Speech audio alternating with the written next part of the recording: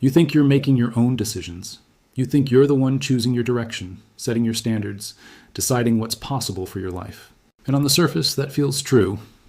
But I want you to think about something honestly right now. Look at the 5 people you spend the most time with. Look at their habits, their ambitions, their relationship with money, their work ethic, their attitude toward risk, their beliefs about what's achievable. Now look at your own. I would bet they are closer than you'd like to admit. Not because you copied them, because influence doesn't announce itself. It just seeps in slowly and quietly until their ceiling becomes yours without you ever agreeing to it. That is one of the most uncomfortable truths about being human. We are not as independent as we believe. We are deeply, fundamentally shaped by the people we are around most, not in dramatic, obvious ways, in the slow, invisible ways that compound over months and years, until one day you realize the limits you've accepted and the dreams you've abandoned. And the standards you've settled for look almost identical to the people you've been surrounded by your whole life. And you never saw it happening. I grew up around people who were good people, genuinely good. But their relationship with ambition was small, not because they were bad or wrong, just because nobody around them had ever shown them that bigger was possible. And so the conversation was always about surviving, managing, getting through, never about building, never about becoming. And for a long time I absorbed that without question because it was all I knew. It felt like reality. It felt like just how life works. It took getting around different people who thought differently, who talked about possibilities I had never heard spoken out loud, for me to realize that what I thought was reality was just the reality of the room I had been sitting in. Your environment is not neutral. It is always doing something to you, always pushing you in a direction. The question is whether that direction is where you actually want to go. Here's how it works in practice. Standards are contagious. If everyone around you works a job they hate and complains about it, but never does anything differently, complaining and staying becomes the normal response to dissatisfaction. If everyone around you spends everything they earn and has no savings and treats financial stress as just a fact of life, that relationship with money starts to feel like just how things are. If nobody in your circle is building anything, launching anything, then doing those things starts to feel unusual, risky, maybe even arrogant, and you start shrinking your own ambitions to fit the room, not because you decided to, because the social pressure of being around people who aren't doing those things makes doing them feel strange.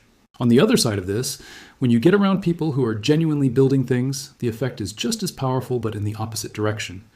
When ambition is normal in your environment, you become more ambitious. When hard work is just what everyone does, you work harder without even thinking. When people around you talk about their goals like they're inevitable rather than impossible, your own goals start to feel more reachable. When you see someone in your actual life, not a celebrity on a screen, but a real person you can have a conversation with, doing the thing you want, something shifts in your belief system permanently. Proof of possibility changes everything. The people you spend your time with matter more than almost any habit, any book, or any motivational video, including this one. Why? Because they are the environment you live in every single day. And your environment shapes your behavior far more than willpower ever will. Now, I want to be careful here because I know what some of you are thinking. You're thinking about specific people in your life. Family, old friends, people you love. And you're feeling that tension between what I'm saying and the loyalty you feel toward them. I'm not telling you to cut people off. Love does not require compatibility of ambition.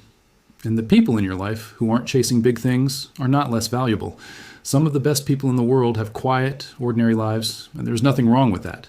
What I am saying is that you need to be honest about the effect different people have on you. There are people who, when you leave a conversation with them, you feel expanded, you feel energized and clearer about what you want. Then there are people who, when you leave a conversation with them, you feel smaller, more doubtful, more resigned to things staying the same.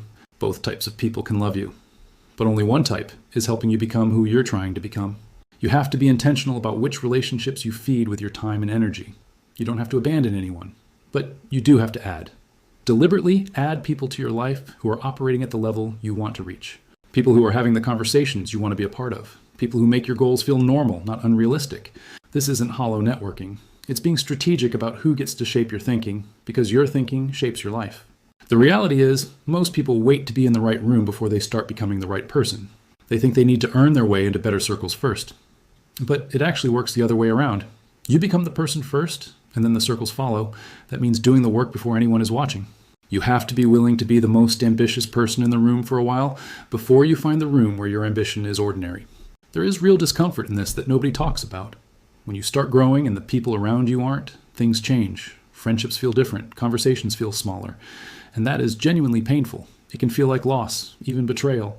But you're not abandoning people or thinking you're better than them. You're just moving. And movement creates distance.